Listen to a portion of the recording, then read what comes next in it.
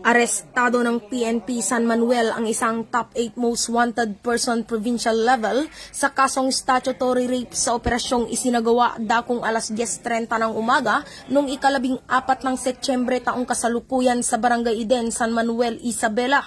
Ang suspect ay kinilalang si alias Bong na nahulog sa kamay ng mga otoridad sa pamamagitan ng pinagsanib na pwersa ng San Manuel Police Station Lead Unit kasama ang Public Information Unit Isabela Police Provincial Office, Provincial Investigation and Detective Management Unit IPPO, Regional Intelligence Unit 2 PIT Isabela West at 3rd Platoon Isabela Provincial Mobile Force Company sa implementasyon ng mandamiento de aresto na pinalabas ng isang presiding judge ng Regional Trial Court 2nd Judicial Region Branch 23, Rojas, Isabela, para sa kasong statutory rape at walang piyansa ang inirekomenda para sa kanyang pansamantalang kalayaan. Matapos ang pag-aresto, inimpormahan ang suspect ng kanyang mga karapatan bilang akusado alinsunod sa batas. Siya ay dinala sa San Manuel Police Station para sa dokumentasyon at tamang disposisyon bago ito balik sa korte para sa mga susunod na hakbang. Pinuri naman ni Police Colonel Lee Allen Bauding, Provincial Director ng PNP Isabela,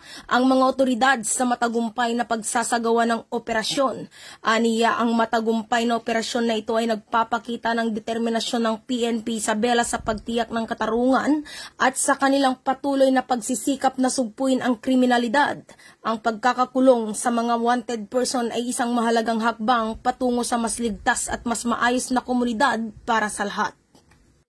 Mula dito sa lalawigan ng Isabela, ako ang inyong Police News Network Correspondent, Patrolwoman Jerilyn Colico, alagad ng batas, tagataguyod ng Balitang Pulis.